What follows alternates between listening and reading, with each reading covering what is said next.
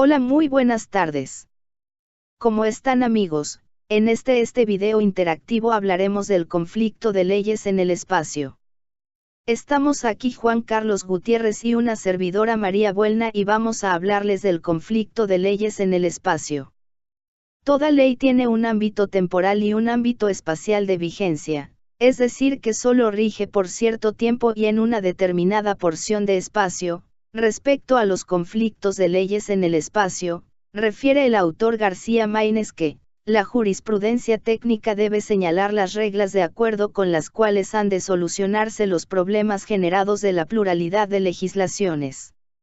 Los conflictos de leyes en el espacio se encuentran de forma paralela a los conflictos de leyes en el tiempo. Estos últimos, se enfocan a la aplicación de las leyes que tienen diferente ámbito temporal de vigencia. Ahora bien, los conflictos de leyes en el espacio no solo se refieren a la determinación del ámbito espacial, sino también a la del ámbito personal de vigencia de los preceptos legales, es decir, no se trata únicamente de analizar qué ley debe aplicarse en tal o cual lugar, sino de saber si a una cierta persona debe aplicársele su propia ley o la extranjera. El conflicto puede presentarse entre preceptos de diferentes provincias de un mismo estado, o entre leyes de distintas partes de una federación.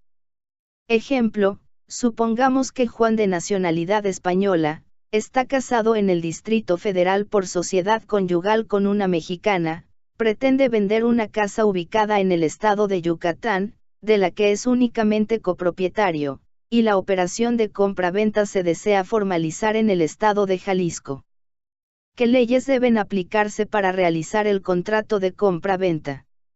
¿Serán las de Jalisco, o acaso las de Yucatán, o las del Distrito Federal o las de España? Se ha dicho que la expresión conflicto de leyes no es correcta, porque tratándose de problemas de aplicación de normas de diferentes sistemas jurídicos y hablar de conflictos entre preceptos de dichos sistemas equivaldría a aceptar la existencia de una pugna de soberanías. En la opinión de Fiore pensamos que sería preferible emplear la expresión problemas sobre la autoridad extraterritorial de la ley, porque de lo que en realidad se trata, cuando tales cuestiones se presentan, es de saber si determinada ley que en principio se aplica dentro del ámbito espacial del sistema jurídico a que pertenece, puede también aplicarse fuera de ese ámbito, es decir, extraterritorialmente. Los llamados conflictos de leyes en el espacio se reducen siempre a establecer el carácter territorial o extraterritorial de determinado precepto. En principio, las leyes vigentes en un estado se aplican dentro del territorio del mismo. Lo que en derecho público se llama territorio no es otra cosa que el ámbito normal de vigencia del orden jurídico de un Estado en relación con el espacio. Decimos normal, porque en ciertos casos se admite la posibilidad de que la ley obligatoria en el territorio de un Estado se aplique fuera de él, o la posibilidad de que la ley extranjera tenga aplicación en el nacional. La validez del sistema normativo que constituye el orden jurídico estatal dice que el CEN se circunscribe en principio a un determinado territorio. Los hechos que regulan estas normas tiene la nota especial de que han de ocurrir precisamente en un territorio determinado. Solo en virtud de esta limitación del ámbito espacial de validez de las normas, es posible la vigencia simultánea de varios órdenes estatales, sin incurrir en conflictos unos con otros, dada la variedad de sus contenidos. Esta limitación del ámbito espacial de validez, no deriva en modo alguno de la esencia de la norma de derecho considerada en sí misma, no puede alcanzarse más que por determinación positiva. La existencia de estos problemas es consecuencia necesaria de la pluralidad de legislaciones, ya sea en el interior del Estado o en el orden internacional. La actividad de las personas no se desenvuelve siempre, desde el punto de vista del derecho, en el ámbito espacial de vigencia del Estado a que pertenecen, sino que puede desarrollarse en territorio extranjero en relación con personas de diferente nacionalidad, o con bienes ubicados en otro Estado. A menudo surgen estas cuestiones concernientes a la autoridad extraterritorial o puramente territorial de las diversas normas. Verbigracia. Supongamos, dice Ayara, que un ciudadano italiano propietario de bienes en Francia, hace su testamento en Alemania, instituye de heredero a un ciudadano suizo, y muere en Inglaterra. Surge entonces el problema de saber si la sucesión testamentaria debe regirse por la ley del estado a que pertenece el testador, o por la del país en donde los bienes se hallan ubicados, o por la lugar en que hizo el testamento, o por la del estado a que pertenece el heredero, o por la ley de donde ha muerto el testador. Conflictos de las leyes y el derecho internacional privado.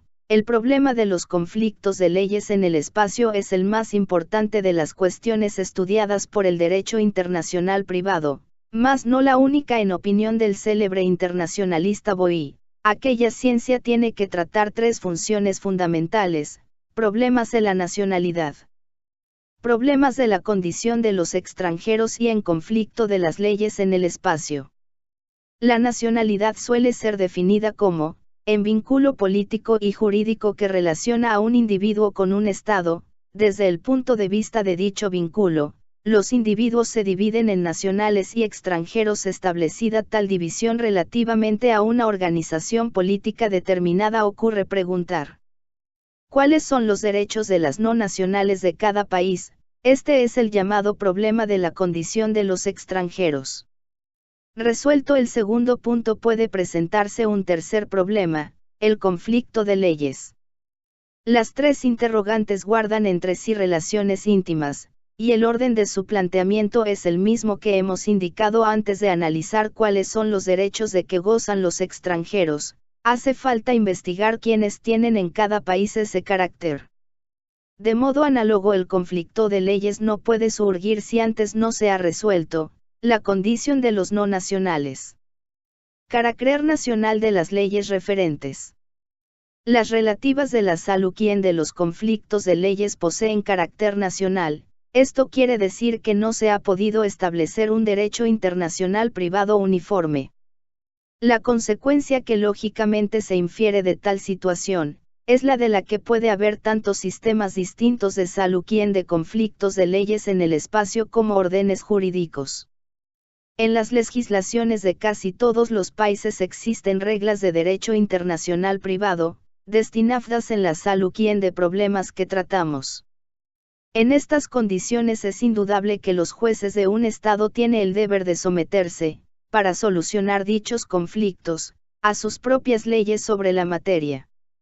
En México, por ejemplo, los llamados a resolver un conflicto de esta clase están obligados a fundarse en el derecho internacional privado mexicano, es decir, en las reglas de salud de conflictos contenidas en nuestros códigos.